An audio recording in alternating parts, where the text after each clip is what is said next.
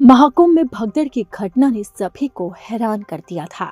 इस भगदड़ में कई लोगों ने अपनी जान गंवा दी थी। हालांकि प्रशासन की तरफ से कुछ समय के बाद ही कहा गया कि हालात नियंत्रण में हैं, लेकिन इस हादसे को लेकर लगातार सवाल उठ रहे हैं कि इसका जिम्मेदार कौन है।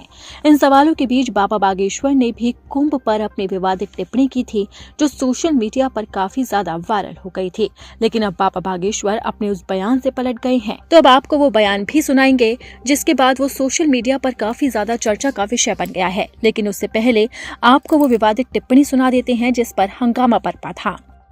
कई लोग यहाँ के व्यवस्थाओं पे सवाल खड़े कर रहे हैं, कह रहे हैं कि आप बच्चे कैसा व्यवस्था अनूठी अद्भुत है। हमारे अंदर तो आस्था है और हमें हर जगह व्यवस्था है।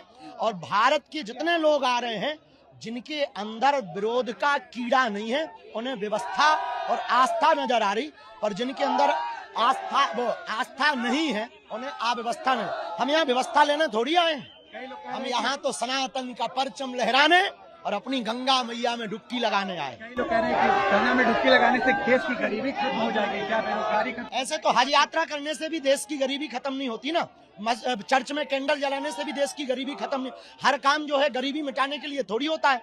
आदमी जो है भोजन करता है तो क्या गरीबी मिटाने के लिए, पेट भरने के लिए? बाप को बाप कहता है तो क्या गरीबी मिटाने के लिए? अपने संबंध के प्रति अपनी श्रद्धा अर्पण करने के लिए पिता की पूजा की जाती है। हर चीज गरीबी मिटाने के लिए नहीं, कुछ आस्था भी होती है।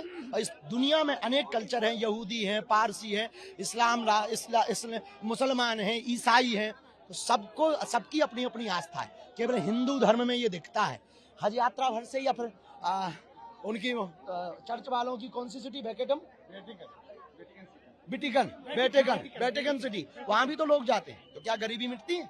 हाँ। और कोई खुजली? यही उपाय है, हर हाल में भारत हिंदू राष्ट्र हो गए। हमने तो डुबकी लगा ली, यहाँ बीमारियां दूर होती हैं। और जो कह रहे हैं कि यहाँ बीमारियां फैल रही, यहाँ आनंद देखो तुम, हर जगह हिंदुत्व का उत्साह देखो तुम, हिंदुओं के प्रति उत्साह देखो तुम। इसलिए हर व्यक्ति को आना चाहिए, जो नहीं आएगा वो पछताएगा, वो देशद्रोही कहलाएगा। इसी के साथ ही धीरेन्द्र शास्त्री ने ये भी कहा था कि जिन लोगों की मृत्यु हुई है उन लोगों का मोक्ष हो गया है। इसी विवादित टिप्पणी पर जमकर हंगामा बरपा था और इस हंगामे के बाद अब बाबा बागेश्वर पलट गए हैं। धीरेन्द्र शास्त्री का अब नया बयान सामने आया है। उन्होंने अपनी मोक्ष वाली टिप्पणी पर सफाई पेश की है। उन्होंने कहा है कि महाकुंभ में हुई मौतों को लेकर मेरे द्वारा दिए गए बयान को उल्टा लिया गया है। उन्होंने कहा कि मुझे बहुत दुख है, हृदय में पीड़ा है, लोगों ने उसको जो समझा है वो मेरा मतलब था ही नहीं। बहुत ही हृदय विदारक, दुखद और आत्मा को कष्ट पहुंचाने वाली वह घटना हुई है। सुचारू रूप से वर्तमान समय में महाकुंभ की व्यवस्था चल रही है।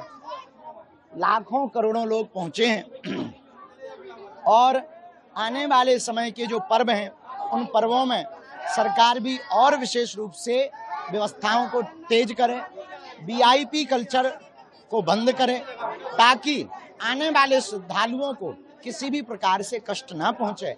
और अंत में यही कहना है, महाकुंभ 100 या 100 पर राजनीति करने का विषय नहीं है। महाकुंभ व्यवस्था को लेकर के नहीं है, आस्था को लेकर के है। महाकुंभ राजनीतिक अड्डा नहीं है, भरोसे का अड्डा है। महाकुंभ सनातन संस्कृति का अड्डा है। महाकुंभ भारत का परिचय है, भारत की संस्कृति का परिचय है, भारत के सनातन का परिचय। इससे पहले धीरेन्द्र शास्त्री ने महाकुंभ में मौत के आंकड़े पर भी विवादित बयान दिया था, जिसे लेकर वो पूरी तरह से घिर गए थे। लेकिन अब उनकी सफाई सामने आई है, जिसमें साफ तौर पर ये लगता है कि वो अपने बयान से पलट गए हैं।